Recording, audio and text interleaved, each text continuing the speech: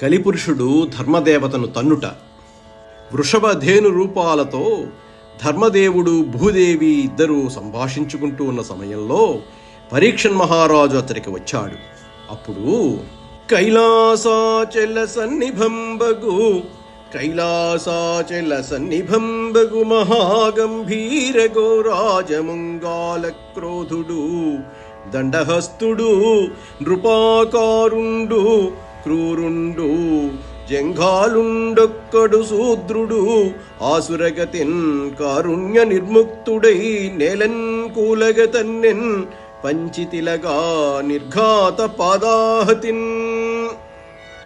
కదలి వచ్చిన కైలాస పర్వతంలాగా తెల్లగా గంభీరంగా నున్నగా అంతెత్తున ఉన్న ఆ మహావృషభాన్ని క్రోధోన్మత్తుడు కఠోర చిత్తుడు దండహస్తుడు రాజవేషధారి బలమైన పిక్కలు కలవాడు అయిన ఒకానొక శూద్రుడు కటిక రాక్షసునిలా గబగబా వచ్చి కనికరం లేకుండా కాలితో తన్నాడు.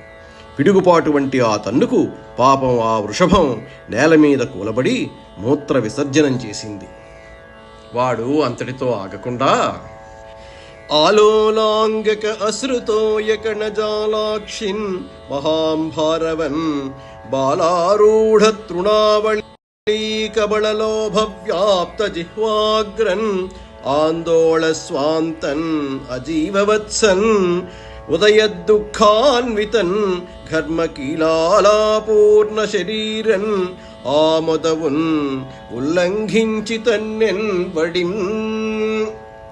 భయంచేత కదులుతున్న కన్నులలో అశ్రువులు కారుస్తున్న దానిని, అంబాని అరుస్తున్న దానిని, లేతపచ్చిక పరకలను మేయాలనే లోభంచేత జిహ్వను చాచుతూ ఆందోళనలో మనస్సు ఉన్నదానిని, తన చెంత లేగదూడ లేకుండా ఉన్నదానిని, దుఃఖంతో కూడుకొని ఉన్నదానిని, చెమటతో నిండిన శరీరం గలదానిని, పరమ పవిత్రమైన గోవును బలంగా తన్నాడు.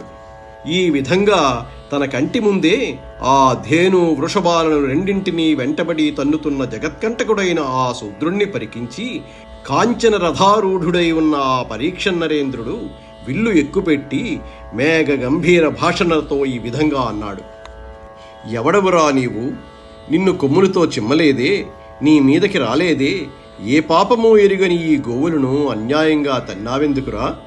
నా భుజదండం సంరక్షించే ఈ మహీమండలంలో ఏ వేళ ఎవరూ ఎటువంటి నేరాలు చేయకూడదని తెలియదా? దుర్బుద్ధితో రాజవేషాన్ని ధరించి రాజసం మొలకబోస్తున్న ధూర్తుడా, నిన్ను కఠినంగా శిక్షిస్తాను. గాంధీవధారి అయిన అర్జునుడు, చక్రధారి శ్రీకృష్ణుడు ఈ భూమండలాన్ని విడిచి వెళ్లారనే ధీమాతో మదోన్మత్తుడివై దండి